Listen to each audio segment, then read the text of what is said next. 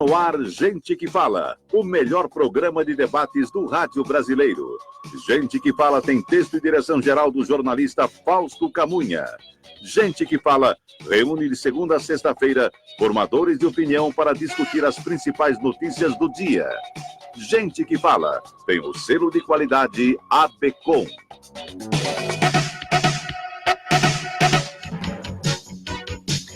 Olá, ouvinte do programa Gente que Fala, boa tarde, 12:01 agora, seja bem-vindo, eu sou o Mauro Friesman, nós estamos no ar na Rádio Trianon AM 740 de São Paulo e Rádio Universal AM 810 de Santos. Você nos assiste também pelas redes sociais, no Instagram, @programa Gente que Fala e no facebook.com/programa Gente que Fala. Curta as nossas páginas, acesse o nosso blog, é o gentequefala.com.br, participe pelos telefones, pelo 3289-3580 e também 5052-5555. Eu apresento a partir de agora os nossos convidados desta edição do Gente que Fala de hoje. Aqui à minha esquerda, para você que nos vê pelas redes sociais, o economista, ex-deputado, ex-senador José Aníbal. Seja bem-vindo, José Aníbal. Muito obrigado. Também conosco, aqui à minha esquerda, o cônsul cultural e de educação da Hungria no Brasil, Balázs József. Seja bem-vindo. Muito obrigado pelo convite. Também conosco, agora aqui à minha direita, o advogado, psicólogo, coronel da reserva da Polícia Militar de São Paulo, sempre deputado estadual, Edson Ferrarini. Coronel Ferrarini, seja bem-vindo. Obrigado, Mauro. E também conosco, aqui à minha direita, o deputado federal Vinícius Poit, filiado ao Partido Novo. Deputado Vinícius Poit, seja bem-vindo. Obrigado, Mauro, e uma boa tarde aos ouvintes da rádio. Vamos lá ao nosso primeiro tema de hoje. Vamos falar sobre a proposta de reforma tributária que tramita na Câmara dos Deputados, que deve ter ao menos 30 emendas já na comissão especial, segundo o seu presidente, o deputado Hildo Rocha.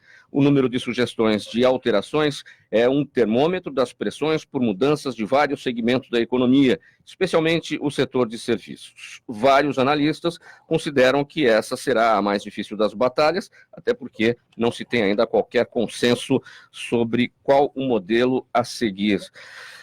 Senador José Aníbal, a palavra consenso, o que parecia inicialmente é que a reforma tributária até que seria um pouquinho mais consensual quando a gente fazia uma comparação com a reforma da Previdência, não? Porque a tributária é desejada por todos, né? Agora, a questão é que cada um tem posições sobre a reforma tributária. Não são tantas assim, não é? Eu, pessoalmente, acho que essa ideia de um imposto sobre valor agregado simplificadora. IBS. Não. É a mesma coisa. Mesma coisa. A denominação, a ideia, eu acho que essa, e o valor agregado, o IVA, ele expressa melhor a ideia, né? Todo valor agregado, você tem uma tributação. Claro, contemplados casos em que isso, aquilo outro. Na semana passada, eu mesmo comentei aqui, sim, que a conta de energia de pessoa física na Alemanha é forte, é pesada, né? Até um gerente de uma empresa dizendo que ele mora sozinho, dizendo que ele tem um banheiro, o quarto, a sala e a cozinha. E nunca tem mais do que uma luz acesa. Mas 124 setores da economia alemã têm energia subsidiada, que dão à Alemanha essa máquina competitiva que ela é, né? Ajudam a Alemanha a ter essa máquina competitiva que ela tem. Bom, mas enfim, com relação à reforma tributária, as empresas querem muito, e com razão, de todo mundo, de modo geral, uma simplificação. O custo da gestão tributária no Brasil é altíssimo. A diferença com relação à gestão tributária em outros países é enorme com relação a outros países. O Brasil é um cipoal de impostos, de você pode se creditar, se debitar, se isso, aquilo. É um regime que está muito bichado, né? Tanto que os governos estaduais, por exemplo, os governos estaduais ficam de olho na arrecadação do CMS, dos combustíveis, de energia, incluindo gás, né? São coisas assim. A indústria automobilística, onde tem, porque ela paga o IPI, e uma parte disso é do Estado. Enfim, é uma coisa muito anômala no nosso sistema tributário. Agora, o mais grave do nosso sistema tributário é que quem paga mais é quem ganha menos. é o trabalhador de salário mínimo, de 2 salários mínimos, que mais paga impostos. Porque ele paga na conta de luz, ele paga no gás, ele paga no telefone, ele paga na comida, ele paga na passagem de ônibus, ele paga em tudo. Não tem escapatória para ele. Ah, claro, proporcionalmente. Então, se você vê, é um fator que, a meu ver, provoca esse sistema tributário nosso uma injustiça do ponto de vista tributário. Não tem aquela ideia de quem ganha mais, paga mais, quem ganha menos, paga menos, que é uma ideia simples, mas muito eficiente, muito eficaz, né? Portanto, eu acho que não vejo com tanta preocupação como se vê a dificuldade. Isso é normal. Você está discutindo tributo, você está discutindo a parte que cada qual vai ter que alocar como cidadão ou a parte que as empresas vão ter que remunerar o Estado pelo serviço que presta. Enfim, o fato é que vai ter muita discussão. É bom que tenha uma boa discussão, né? Eu espero, inclusive, eu vi um rapaz comentando numa rádio, um jornalista, eu achei que ele não acrescentou nada e, pelo contrário, ele confundiu mais ainda. Entendeu? Porque, primeiro, foi pessimista, porque há emendas no Congresso, mas o Congresso existe para isso mesmo, é para fazer emenda. Para debater a Agora, se são inócuas, você joga elas fora.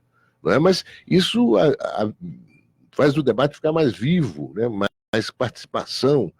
E acho que nós vamos ter aí 3 meses de bom debate. Porque a Previdência agora já votada na Câmara, e no Senado, o que pode mudar, e eu acho que deveria mudar, a reforma previdenciária nos estados e municípios. Os estados são quebrados no Brasil. Municípios ricos no Brasil, hoje mal conseguem fazer frente aos gastos correntes. Está completamente...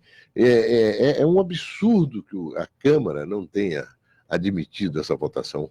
Eu espero que o Senado não só admita, como aprove. E que a Câmara aí confirme. É a PEC paralela. Qual que é a expectativa, senador? Olha, no Senado eu acho que é muito boa. A tendência é fazer. Não é?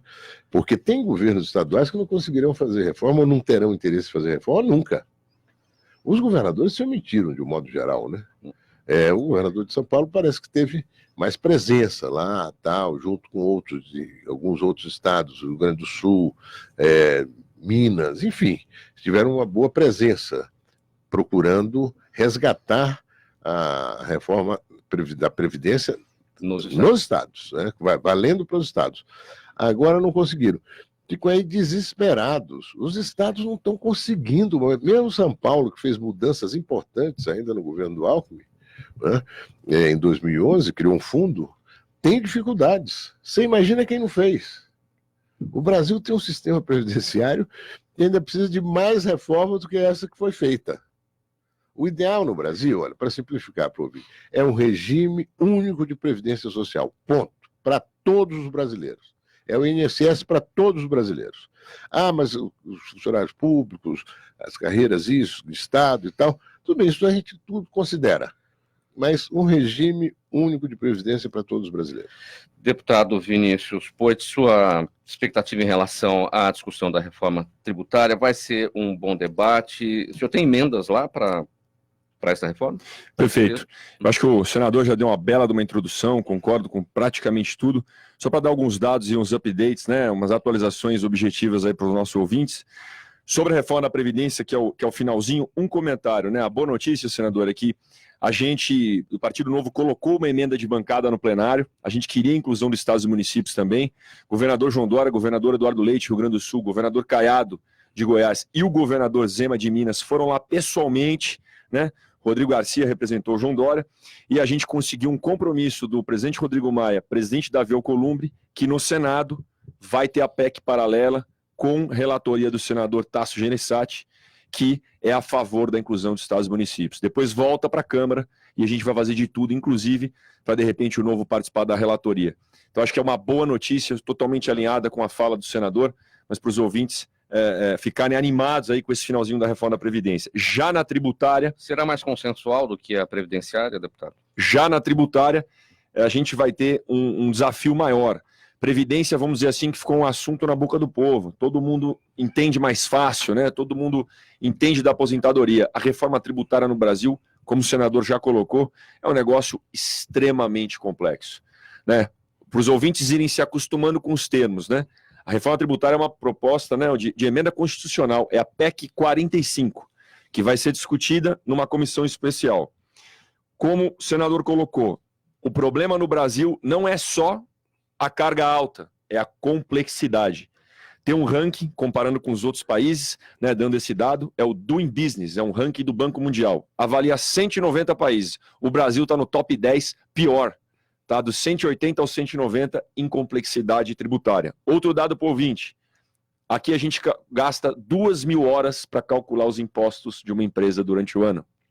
Outro dado para o ouvinte. A gente teve a fusão de uma empresa aérea brasileira com uma empresa aérea chilena, né? Todo mundo sabe qual que é o nome. Essas duas empresas na época eram mais ou menos do mesmo tamanho. A brasileira tinha 5 vezes mais pessoas para calcular impostos, de tão complexo que é. Então, a discussão e a dificuldade, Mauro e senador, vai estar entre, inclusive, a posição do Congresso Nacional e a posição do governo. Porque a Câmara dos Deputados defende o IVA, né, o Imposto sobre Valor Agregado. É um imposto, pessoal, que ele junta 5 em 1. Né, eu lembro na época, até o governador Geraldo Alckmin falava sobre isso também, é o 5 em 1, né, para quem está vendo ali.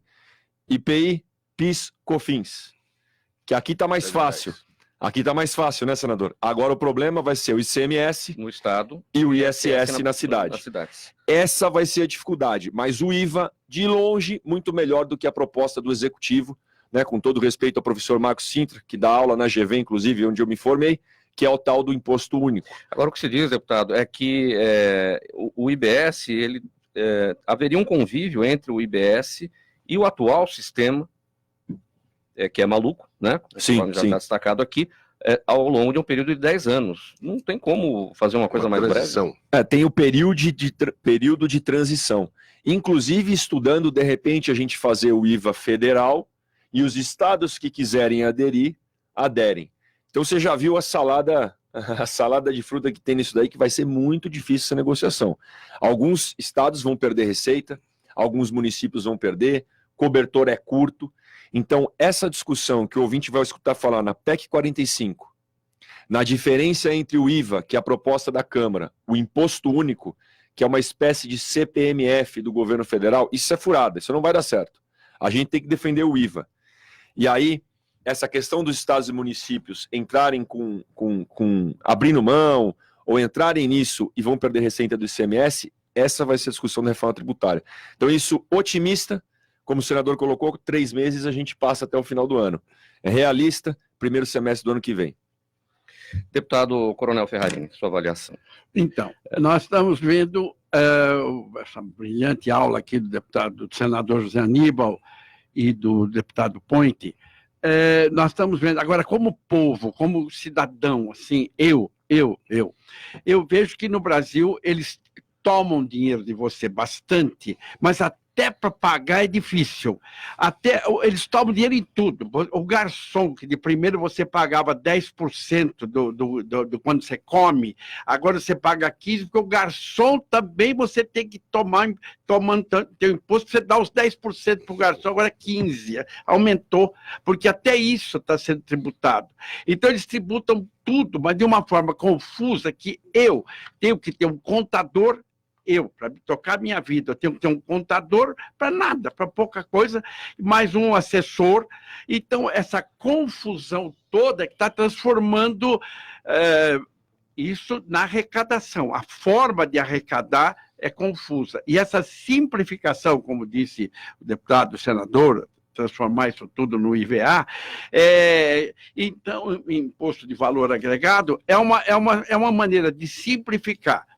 O outro lado, só um parênteses que não tem muito a ver aqui, é que o dinheiro arrecadado no Brasil, a gente viu pela Lava Jato que ele era malversado, né? Era malversado, sumia, era roubado, mas está lá o Sérgio Cabral, condenado a 200 anos de cadeia, e alguns outros e tal.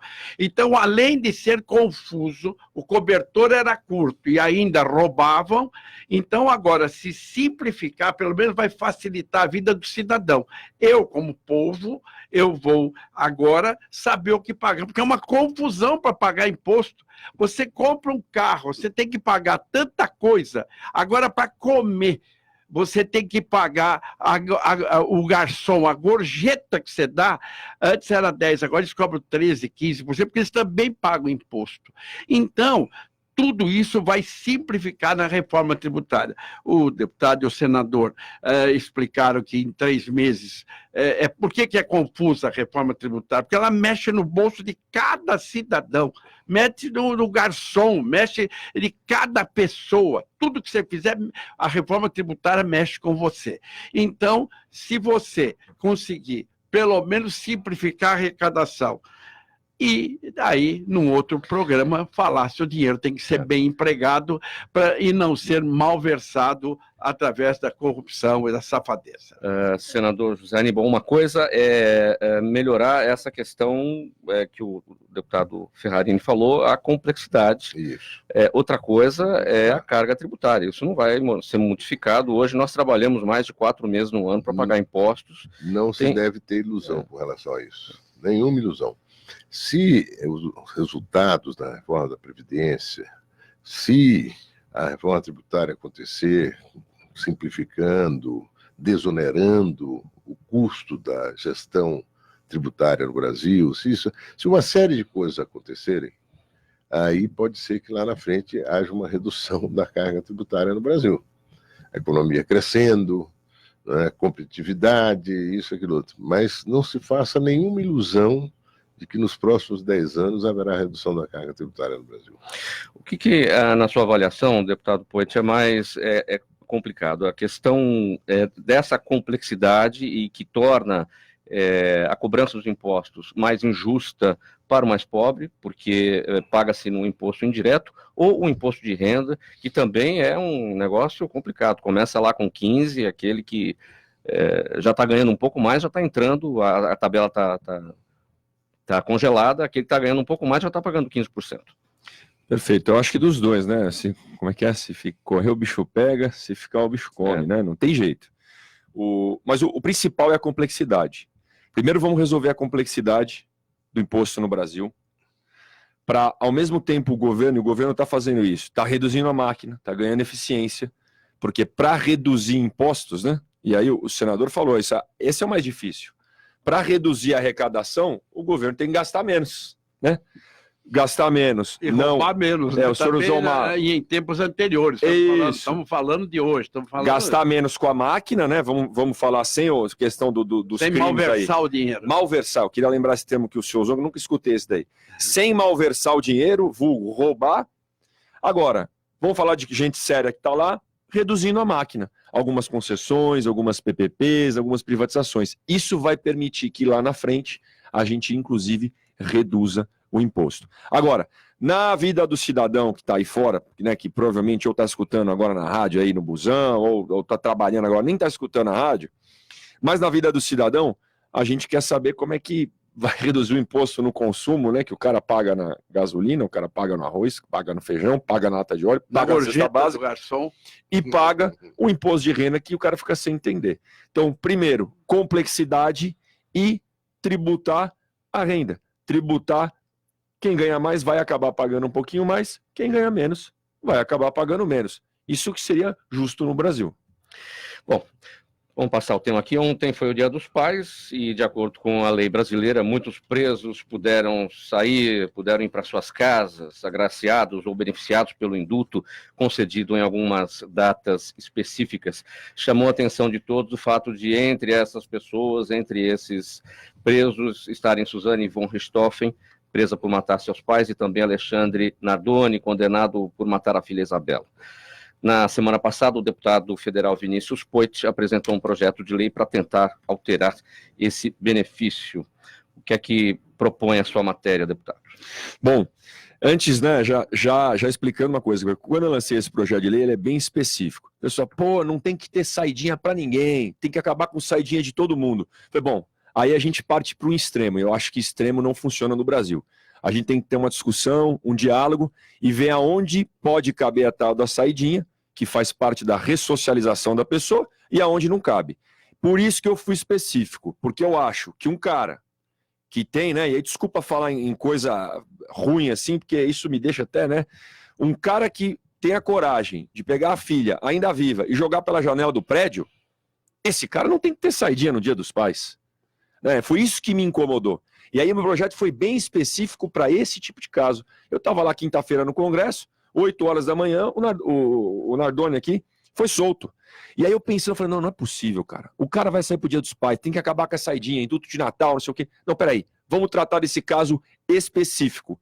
Então o projeto de lei 4383 de 2019 diz que condenados, no artigo 121 do Código Penal, que é homicídio, condenados por homicídio contra ascendentes, pai, mãe, vô e vó, descendentes, filhos, netos, de até 3º grau, esse cara não pode ter saidinha. O cara matou a filha, não pode sair no Dia dos Pais. A menina lá matou os pais a paulada, Richthofen, não pode sair no Dia das Mães ou no Dia dos Pais. Então, não dá para mudar o passado, infelizmente. Mas a gente pode fazer um novo fim, mudar o futuro. Casos como o do Juan e outros podem ser alterados se a gente aprovar esse projeto de lei. Quem é que ficaria na situação de poder usar desse benefício aprovado o seu projeto? Quem estiver fora desses casos que eu mencionei. Se o cara cometeu algum outro crime, e aí você me permite focar só nesses aqui, porque eu quis especificar. Tem alguns outros casos que eu não vou saber te detalhar exatamente, que ele vai ter o direito à saidinha. Agora, vamos discutir se dá para ampliar, se além de crime contra ascendente e descendente, a gente vai ter que eliminar a saidinha para outros, porque o povo é complicado. A hora que eu botei esse projeto, muita gente elogiou. Ah, mas você tinha que abranger para outros. Eu falei, cara, ou a gente faz uma transição, ou a gente começa um diálogo, porque a hora que eu for falar no plenário e falar com a turma lá essa semana, o senador sabe disso. Tem que ter diálogo, né? A hora que o pessoal dos outros partidos, dos partidos mais à esquerda virem isso, a gente tem que conversar. Se for para todo mundo, não vai passar. Agora, um caso específico, poxa, duvido quem não vai se sensibilizar com essa causa. Senador José Aníbal, qual que é o objetivo da saidinha e em que medida esse tipo de benefício promove a ressocialização? Olha, o suposto, idealmente, é de que a saída permita o cidadão encontrar os amigos, encontrar a família, não é?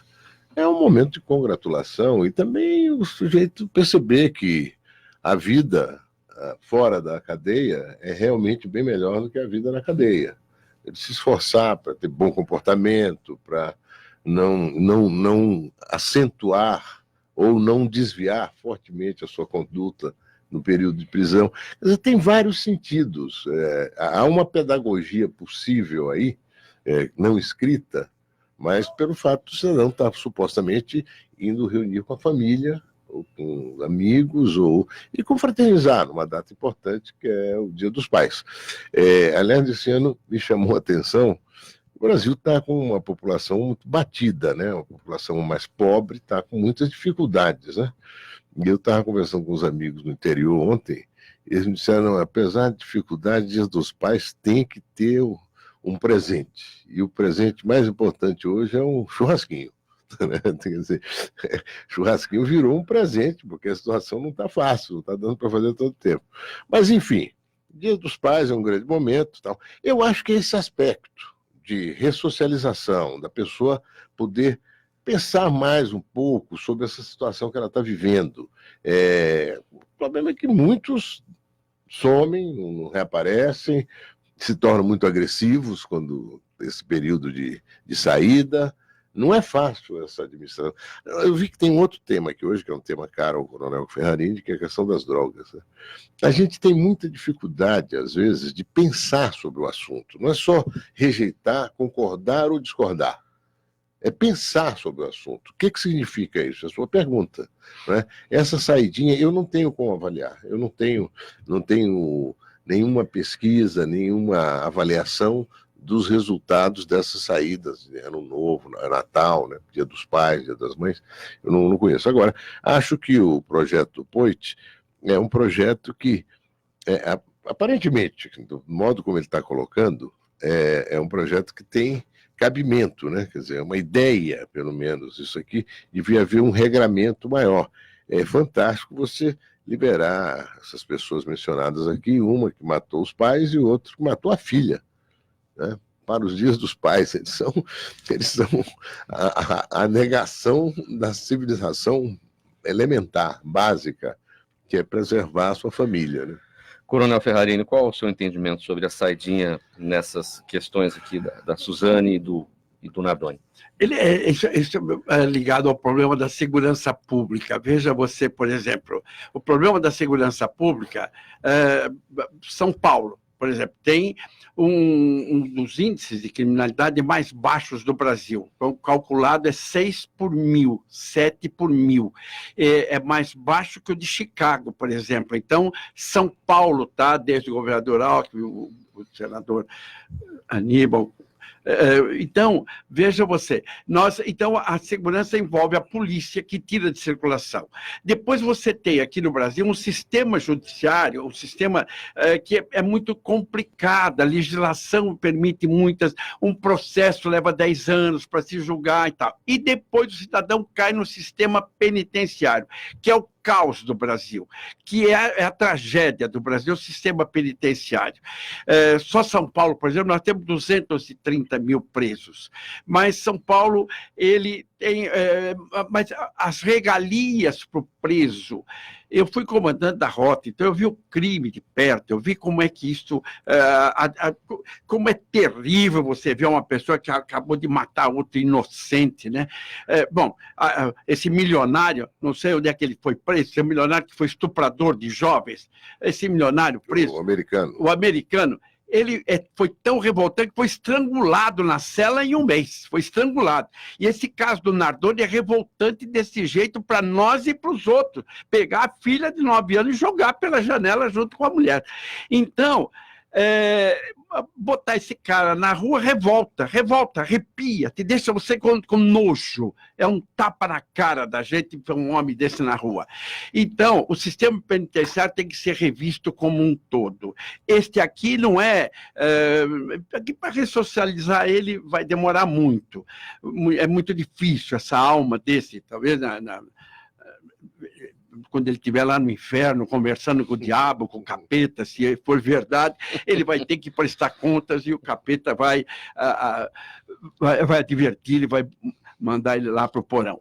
Então, o projeto do deputado é muito bom o projeto do deputado, porque a sociedade, ele como representante da sociedade, ele está dizendo, olha, a sociedade se revolta contra essa saída, mudar isso, se aprovar o projeto do deputado, já é dizer, a sociedade dizendo, para com isso aí, mas a reforma do sistema penitenciário tem que ser total. O cara entra na cadeia no primário do crime e sai doutor, catedrático, e ele sai de lá. Então, faremos um dia um programa sobre sistema penitenciário, sobre segurança pública, e vai dar para abordar. Mas esse caso do Nardoni é revoltante. Um novo núcleo de ministros de confiança do presidente Jair Bolsonaro tem trabalhado no planejamento de medidas que antecipam as disputas nas eleições municipais do próximo ano. Sem baixar o discurso de polarização, o foco agora passa por ações mais identificadas com a velha política, como viagens cada vez mais frequentes, participação em programas populares de TV e liberação de mais emendas, em um gesto de aproximação com congressistas. Senador José Aníbal, a velha política volta ou ela nem foi embora? Isso é uma conversa fiada. Eu acho o seguinte, olha, você viajar, se expor, o governante tem o dever de fazer isso. Ir aos lugares, ver o Brasil com a sua complexidade, com os seus desafios e com as suas riquezas, suas forças, né? Suas potencialidades. É importante estar andando. Então, todo governante deve ser natural. O governador também, o prefeito também, não é? Outro dia eu perguntei para um subprefeito de São Paulo, tem uma gestão exitosa, e aí, como é que é o seu trabalho? Ele disse, olha, o meu trabalho de segunda a sexta é dividido entre a prefeitura, a subprefeitura e o bairro. Agora, sábado e domingo é no bairro o tempo todo. Conversando com as pessoas, dialogando, indicando, dando a elas uma certa satisfação de que, olha, qualquer coisa em última instância, fala comigo, está aqui meu telefone, quer dizer, enfim. Então, isso não é velha política, isso é uma boa política. Agora, o que eu acho que é participar de programas populares, etc., a questão é o conteúdo, né? O foco, está aqui, né, polarização, né? De novo, essa ideia da polarização. Essa polarização vai ser mais acirrada da... ou menos acirrada no próximo pleito? Eu acho que da parte do atual governo federal, eles vão trabalhar essa questão da polarização. Por quê? Porque essa eleição de 2020, ela conversa com a eleição de 2022. Bastante, né? Então, ela já é um ensaio. Outro dia, eu conversando com um cientista político, ele me disse, olha, o Ferrarini viveu isso. Eles outros não, nem você. Né? Em 88, nós tivemos uma fortíssima eleição municipal. Foi a primeira eleição depois da redemocratização. Eleição municipal. Lembra que os mandatos não eram coincidentes, né? Para não serem coincidentes, os prefeitos ficaram 6 anos, né? Uma coisa assim. Foi isso, é? Foi isso. Em vez de vencer em 86, venceu em 88. Então a eleição foi ali, foi seguida a publicação da Constituinte Cidadã. Aí já começou ali, os partidos começaram, o próprio PSDB surgiu ali em 88, na véspera da eleição, em junho. Né? E aí foi uma eleição com características muito específicas. Você teve uma distribuição de partidos, né? Um surgimento de partidos. Novos partidos surgiram, ideias e tal. Abriu a caixa, né? O país estava, nas eleições municipais anteriores, ainda era um controle muito forte, era legenda, sublegenda, isso, aquilo. Mudou. Agora, é sob o signo dessa polarização, que eu acho que não é positiva. Né? Você governar com polarização permanente. Você deixar de colocar o foco naquilo que é essencial e trabalhar o adjacente. Nesse sentido, eu acho que seria bom para o governo, para ir também, não só nessas inaugurações, mas circular. Vai nas periferias de São Paulo para você ver. A cidade está batida. Tem muita fome já em São Paulo hoje. Fome. Coisa que era difícil de imaginar em São Paulo. Não tem mais bico. Então os bicos foram todos, está tudo ocupado, tem muita oferta. Então, o Brasil precisa, tomara que essa coisa do FGTS agora sirva para um certo alívio, não só para pagar contas, que a maioria parece que vai, já disse, né, em pesquisa, que quase metade vai pagar contas.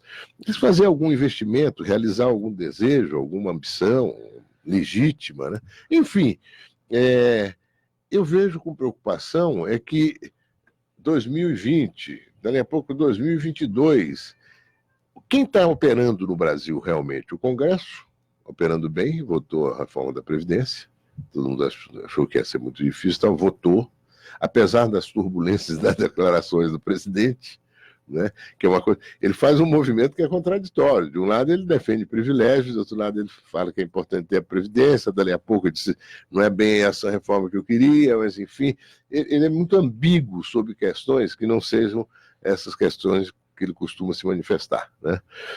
Fora os assuntos fora de hora, né? Logo que terminou a votação no primeiro turno, ele falou da indicação do filho para embaixada. Falou da indicação, não, mas falou também que ainda tinha uma semana para votar o segundo turno, e que tinha que alguma coisa mudar, que não sei o quê. Quer dizer, você acaba de conseguir uma vitória extraordinária. Você diz que tem que mudar para o segundo turno, ele está lá na Câmara dos Deputados, sabe como é isso? Você abre o apetite de todo mundo. Opa, se o presidente falou, vamos lá tentar alterar no segundo turno. Aí tem que fazer um esforço enorme, as lideranças, para manter aquilo que foi alcançado.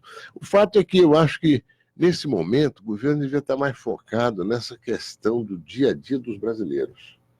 Ele já está ameaçando criar um problema com as exportações do Brasil. Eu já vejo o pessoal da agricultura meio preocupado por essa posição dele com relação ao meio ambiente. Que burrice essa posição. Tem que fazer uma discussão clara, transparente, né? Monitorar claramente o que é permitido, o que não é permitido, não é permitido. Parar desse jogo de cena que o mundo hoje está totalmente interligado. Você já imaginou? Vamos boicotar, os europeus vão boicotar a importação de soja do Brasil. O senhor está se referindo a essa declaração de que o Brasil não precisa do dinheiro da Alemanha? Mas essa e outra, sobre a questão ambiental. Uhum. Eu já comentei aqui, a Noruega tem um pequeno fundo de investimento, um país de 4 milhões e meio de habitantes, de 1 trilhão e 100 bilhões de euros. São donos de 1/6, de 1,6 de todas as bolsas de valores do mundo. Vou ficar brigando com a Noruega? Que interesse que tem de brigar com a Noruega? A Noruega está preocupada com a questão ambiental, claro. Então, é uma questão central hoje na Europa, nos Estados Unidos, enfim. Então, vamos lá, ver se os noruegueses não investem no Brasil em saneamento. O componente básico da sustentabilidade, saúde e tal, é o saneamento. Com tanto dinheiro que eles têm nesses fundos, podia investir no Brasil. Fica brigando, criando factoide. E a agricultura brasileira já estão pedindo, olha, vamos fazer um trabalho de comunicação lá fora, que nós aqui estamos produzindo soja, estamos dentro do que determina os regulamentos, as legislações, nós não estamos infringindo nada. Então não nos inculpem, não nos responsabilizem por algo que nós não temos nada a ver. O presidente está fazendo aí a política dele, os ministros e tal, mas nós estamos aqui produzindo soja, milho, algodão e exportando, e não queremos turbulência. Deputado Vinícius Poit, essa questão das eleições de 2020, a gente falava aqui sobre a polarização, vai ser maior, vai ser menor, e o papel, no sentido de arrefecer essa polarização, está no centro político? Cadê o centro político? Não temos mais? Eu falo assim, pena que não dá para desenhar aqui para o nosso ouvinte, mas imagina um gráfico, aqui, ó, estou desenhando aqui na mesa, imagina um gráfico que ele está assim, ó. Os dois extremos, né? Aqui tem esquerda, aqui tem direita. Não tem centro, não tem discussão, não tem diálogo, né? Isso foi feito na campanha, exacerbado, né? Numa campanha extremamente polarizada no segundo turno, e isso ainda está sendo um pouco feito lá no Congresso. Eu sempre falo nas minhas falas, nos meus vídeos, toda vez que eu tenho oportunidade, construção de pontes, construção de diálogo, a gente tem que derrubar os muros, né? Tive a oportunidade de falar isso pessoalmente para o presidente da República, inclusive, senador, falei, presidente, né, eu votei no João Amoedo no primeiro turno, que é do meu partido. No segundo, tinha as duas opções, eu votei no presidente Bolsonaro. Eu falei, presidente, eu votei no senhor. Quando eu criticar o senhor, e quando eu critico, eu apanho nas redes sociais, quando eu criticar o senhor, não é porque eu quero ver o senhor ir mal, eu quero que o senhor acerte. Porque, como é que um cara em sã consciência quer que o presidente vá mal? Nem que eu for da oposição. Se ele for mal, o Brasil vai mal. Então, presidente, o senhor não está mais em campanha. O senhor é presidente da República. Agora é hora de gerir o país, de acalmar os ânimos, de construir diálogos, de acabar com essa polarização. Então, eu acho que a tendência para 2020 é diminuir essa polarização.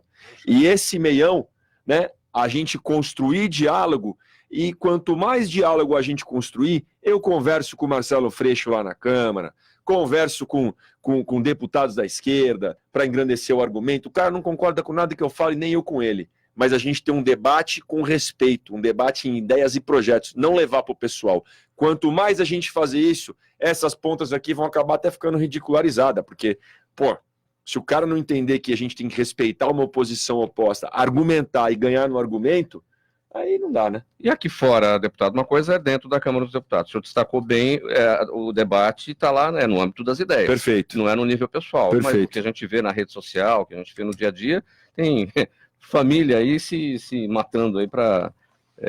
Mas aí cabe... posições políticas, né? Cabe aos deputados, senadores, os políticos terem coragem de serem firmes nos seus propósitos e posições. Porque senão o cara fica querendo jogar para a plateia, fica querendo like, né, na rede social, e aí só posta briga, só posta coisa. Eu não. Quando eu acho que o presidente está errado, eu tenho coragem de ir lá e criticar. E quando está certo, eu elogio. Então, quando eu critico, vem o pessoal que apoia o presidente incondicionalmente e bate, fala que esse novo já ficou velho, caiu a máscara. Quando eu elogio, olha lá, ó, baba-ovo do presidente. Vai te catar, meu. Pô, eu tenho que ser firme no meu propósito. Eu não vou ser... Tanto que o Partido Novo é o único partido independente na Câmara. A gente não é nem da oposição e nem da base. Eu acho que quanto mais os políticos tiverem coragem de desagradar, aliás, tem um livro muito bom que chama A Coragem de Desagradar, e serem firmes e falar o que realmente pensam, a gente vai começar a eliminar esses extremos e trazer a população mais para o diálogo? Deputado Ferrarini, a Advocacia Geral da União, o Ministério da Justiça e a Fiocruz entraram em acordo para liberar a divulgação de um estudo sobre o uso de drogas que tinha sido censurado pelo governo federal. O acordo prevê que as partes envolvidas não teçam considerações sobre ele neste momento. A pesquisa que agora está disponível na internet aponta que não existe uma epidemia do uso de drogas no Brasil. O governo discorda deste resultado. E o senhor concorda ou discorda? Veja aqui, Mauro, no Brasil, uma coisa que falta, eu lido com pessoas drogadas há 50 anos. Por que eu lido com pessoas drogadas? Eu não bebo, não fumo, nunca usei droga, não tenho nenhum parente. Eu tinha um soldado que bebia, por coincidência, foi pego na viatura com com um garrafão de 5 litros de pinga que ele pegava na Zona Norte, nos despachos de macumba, punha no garrafão, levava para casa e bebia. Tinha 4 internações no hospital militar. Ele já tremia, mas era um bom soldado, tinha filhos e tal. Então, por recuperar, outro dia, com a Academia do Barro Branco, eu entreguei o troféu. O juiz do Tribunal de Justiça militar entregou com o troféu de 45, 48 anos, sem uma gota de álcool na boca desse soldado. Foi o meu primeiro recuperado. Isto que está acontecendo aqui, o Brasil é um país omisso com relação à prevenção às drogas, porque a droga é assim, depois que o cara fumou o primeiro cigarro de maconha, ele não registra na memória química e não apaga mais. No Brasil, nós temos nas polícias militares o PROERD, que é o que faz a prevenção das drogas. O que eles estão fazendo é um trabalho que, no fundo, é legalização da maconha. Ninguém é contra o canabidiol fazer remédio. Maravilha, o Estado planta quanto precisar e faça remédios em quantidade. Importa, faça... Não, eles não querem só isso. Eles querem o fumacê. Eles querem liberar a maconha recreativa. Isso nunca deu certo. Isso não é péssimo. Além dos problemas, a maconha, que além de todos os problemas que ela tem 480 componentes nocivos ao corpo humano, e do canabidiol e algumas outras coisas aproveitáveis. Então, o que eles estão querendo? O governo federal é contra, e certo, o ministro Osmar Terra, Osmar Terra, que é médico, neurologista, ele explica muito bem, e quem quer que libera são os padres ticão da vida, são as pessoas que querem e tal. Então, o governo está certo em dificultar agora, de bater papo, divulgar remédio para droga, nossa, o canabidiol, se ele curar a gripe, vamos plantar enormes.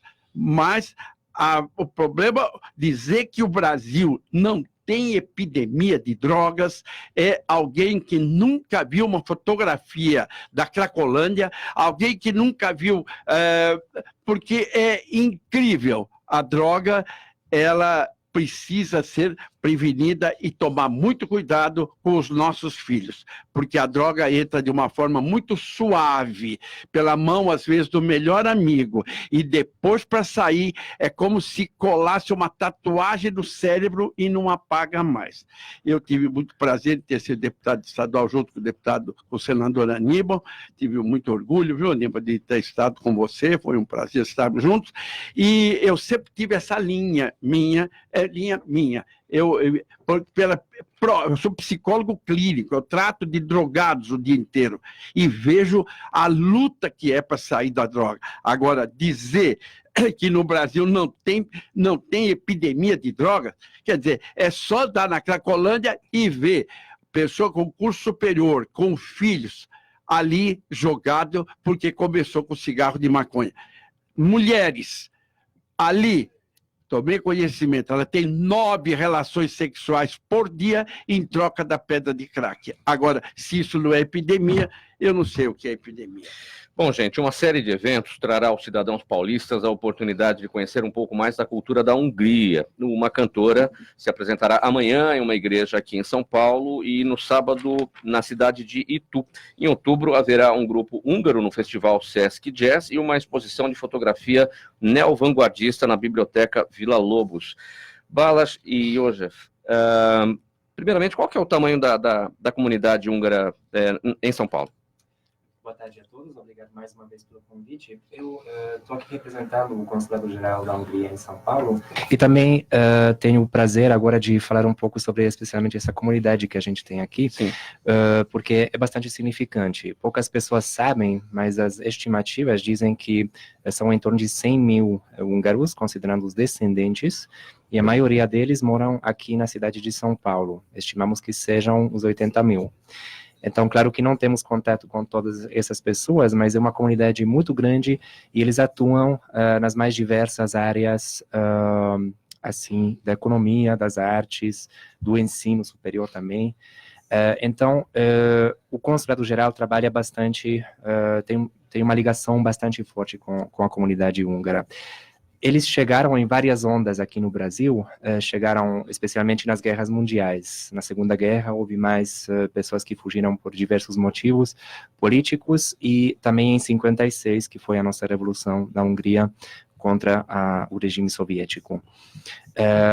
Mas desde então, não chegaram assim húngaros em grandes massas, então falamos dos descendentes já. E quais são os locais onde essas pessoas se concentram, se encontram? Bom, talvez um lugar que muitos conheçam pelo nome ou porque tenham passado por ali é o Colégio Santo Américo, que fica no Morumbi, que foi fundado por monges beneditinos húngaros e até hoje, leva o nome do filho do primeiro rei húngaro, Santo Estevão, que foi o príncipe Américo, que depois virou santo, daí Santo Américo. E lá que nós fazemos as festas, assim, dos feriados principais da Hungria e reunimos as pessoas lá. Também temos uma casa húngara, a comunidade tem uma casa na Vila Olímpia, onde também tem ensaio de dança folclórica, tem 3 grupos de dança folclórica ativos aqui em São Paulo, compostos pelos descendentes, tem música, tem ensino da língua húngara também, muito ativa. E também o ensino da língua húngara, além da Casa Húngara, acontece na USP. Daí temos uma ligação muito forte com essa instituição e muitos descendentes de húngaros estão aprendendo ou reconectando com a língua, com a cultura húngara, precisamente para poder obter a cidadania húngara. Que desde 2010 existe um processo simplificado para a obtenção da cidadania e muitas vezes o requisito, em muitos casos, é falar a língua. Já é uma coisa que as pessoas não têm, mas que está havendo um renaissance da língua húngara em São Paulo. Aliás, é bastante difícil agendar com os professores que temos aí. E falando mais sobre a USP, vamos ter lá uma conferência que já é a 5ª edição que vai acontecer em novembro, no dia 1º de novembro, cujo tema este ano vai ser a inovação húngara, que vamos trazer palestrantes em diversos temas, vai vir o reitor, por exemplo, da Faculdade de Tecnologia de Budapeste, então eu convido a todos que se interessam por temas de inovação, de engenharia, para virem à USP. Ainda vamos confirmar onde, exatamente que horário vai acontecer a conferência, pois estamos em fase de organização. Mas para quem quiser ter informações sobre a atividade húngara aqui em São Paulo, é só acessar o nosso site ou do Consulado-Geral da Hungria, ou no Facebook, nós postamos com bastante frequência. É só procurar Consulado-Geral da Hungria no Facebook e vão encontrar a nossa página. Qual que é a principal festividade húngara aqui no Brasil? Aqui no Brasil, bom, existe o Dia da Comunidade Húngara, é o 23 de outubro, porque foi nesse dia, em 56, que estalou a revolução contra o regime soviético. Então, dessas comemorações que estamos falando, dessas celebrações que estamos falando, então, uma cantora irá se apresentar amanhã? Sim, bom, na verdade, sim, vamos ter programas específicos. tem havido mais desde 2017, com a minha chegada como cônsul cultural, porque antes não tinha um posto assim no Consulado Geral em São Paulo. Então, com a minha chegada, assim, tem mais atenção para os eventos culturais. E agora os que citou aqui são a vinda de uma cantora barroca húngara chamada Dalma Krajniak, e ela se apresentará amanhã às 13 horas na Igreja da Boa Morte, no Largo do Carmo, aqui no centro de São Paulo. E para os que quiserem fazer uma excursão no final de semana para a cidade de Itu, no dia 17, sábado, às 11h30, ela se apresentará na Igreja da Nossa Senhora do Patrocínio, em Itu. Além disso, para os amantes do jazz, que também comentou, o Sesc Pompeia vai acolher o evento chamado Sesc Jazz, onde vem um trio musical de jazz da Hungria, o Bacó Triad. E eles vão se apresentar no dia 10 de outubro, no Sesc Pompeia, à noite.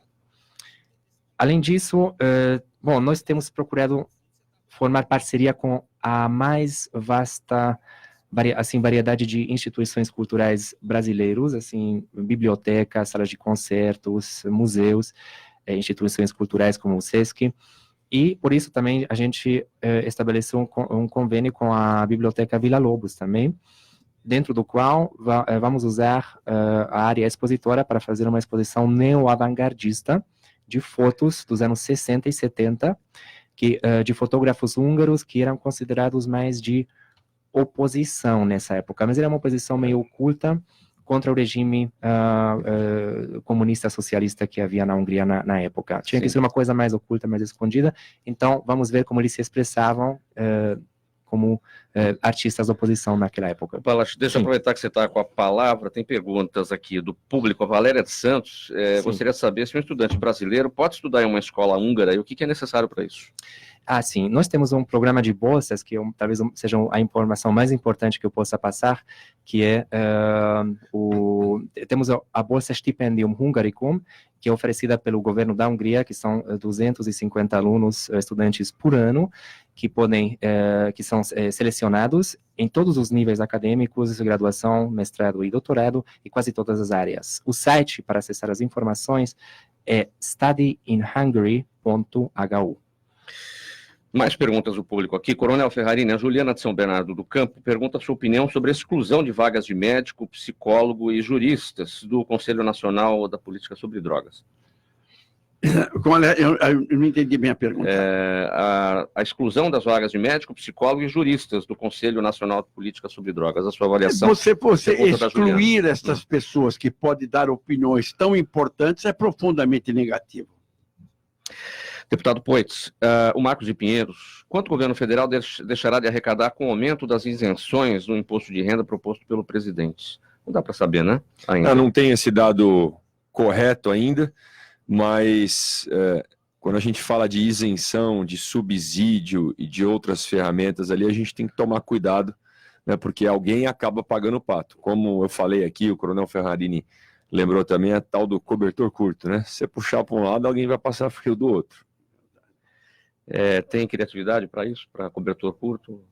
Como é que a gente consegue... É que no nosso caso, se o cobertor tiver curto, ou você tem que aumentar o cobertor, ou você tem que diminuir a pessoa. Diminuir a pessoa não dá, né? Mas no governo dá para diminuir o Estado. Sim. Se a gente diminuir a máquina, ganhar eficiência, aí a gente consegue cobrir tudo. Deputado Aníbal, senador Aníbal, o preço... o Jaime do Jardim Bonfilholi pergunta, o preço e a quantidade de pedágios no estado de São Paulo pode ser considerado um confisco tributário? Essa matéria está bem vencida, viu? Eu lembro de que 20 anos atrás começaram a discutir isso. Os paulistanos têm a melhor rede rodoviária do Brasil. E se você pegar São Paulo, uma bolacha, São Paulo, e ir atrás de lugares do mundo que tem essa densidade de autopistas, eu até acho que agora deve se dar centralidade mesmo ao transporte ferroviário, transporte aquaviário. Né? Rodovias, São Paulo já está bem servida de rodovias. Né? E rodovia atrai carro, e carro, todo mundo está querendo... Tem muita gente no mundo hoje querendo se livrar de carro. Já tem uma cidade na China que é só carro elétrico. Né? Quer dizer, carro polui.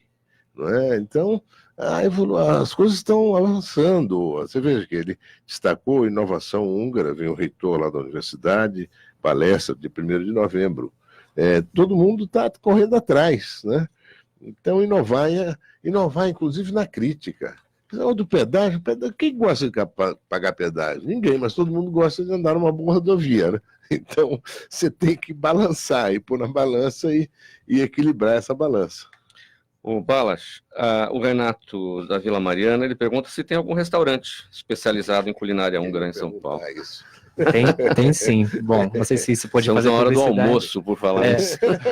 Fome. Mas tem uma doçaria mais, fica no Itaim Bibi, na Avenida São Gabriel, exatamente no ponto de ônibus em frente, se chama Mignon Sharika, porque a senhora que fundou, uma imigrante húngara, Sharika, ela que faz uns doces maravilhosos. Quem for lá tem que provar o dobos, que é o doce assim, mais clássico da Hungria, com topo de caramelo. E também aos sábados eles servem pratos quentes típicos, muito bom, recomendo para todos. Como chama aquele mais famoso? Às vezes, pelo menos o que eu mais conheço. Aquele, de comida quente. De comida quente, a sopa de goulash, eu diria. Ou assim, o goulash mas é a bom, páprica que a gente... Mas tem aquele outro, tem massa ou batata. Sim, fazemos uns nhoques, uma massa feita na hora. Mas não, o goulash é uma sopa. O goulash é a sopa vermelha. Exatamente, mas nós sempre usamos assim acompanhamentos mais sólidos para acompanhar esses molhos mais fortes com páprica. Mas muito gostoso tudo, recomendo. Balas, 10 segundos para a sua despedida. Bom, muito obrigado pelo convite novamente, como único estrangeiro dessa mesa, e foi um prazer e também muito bom ouvir os outros participantes também sobre temas atuais do Brasil. Senador José Aníbal, 10 segundos. Bom, já que ele falou que é o único estrangeiro, nós queremos desejar a ele ser muito bem-vindo ao Brasil. O Brasil acolhe, é um país de acolhimento, né? Queria agradecer muito ter compartilhado aqui com o Coronel Ferrarini, bom amigo, fizemos campanha juntos, e com o jovem deputado federal Vicente Poit. Deputado Poit, palavra final. Bem objetivamente. Só agradecer a todos da mesa, para mim ter a experiência do senador Zé Aníbal, Coronel Ferrarini, importante, né? Eu gosto de aprender com quem já fez e tentar sempre fazer ainda melhor, né, Coronel? A gente está aqui sempre para buscar fazer algo diferente e agradecer. Vou lá aprovar esse doce aí, pessoal. Contem conosco fazer uma política nova de verdade no Congresso. Obrigado. Coronel Ferrarini, bem brevemente. Um abraço a todos vocês, deputado senador Aníbal, o deputado Poit, ao nosso húngaro aqui, professor, muito prazer em vê-lo. Até a próxima vez, fiquem com Deus e um abraço ao Fausto Camunha e a você, Mauro Friesman, por ter nos recebido. Muito obrigado, agradecimento a todos vocês, em nome da equipe do programa Gente que Fala, o economista, ex-deputado, ex-senador José Aníbal, cônsul cultural e educação da Hungria no Brasil, Balas József, o advogado, psicólogo, coronel da reserva da PM de São Paulo, sempre deputado, Edson Ferrarini, e o deputado federal Vinícius Poit, do Partido Novo. Na mesa de som, o Cléo Rodrigues. Apresentação minha, Mauro Friesman, pauta e redação Pedro Schiavon, diretora de produção Zenilda Salvato, direção-geral do jornalista Fausto Camunha. Do outro lado do programa Gente que Fala, você ouvinte, a razão da nossa presença aqui. Tchau, até amanhã.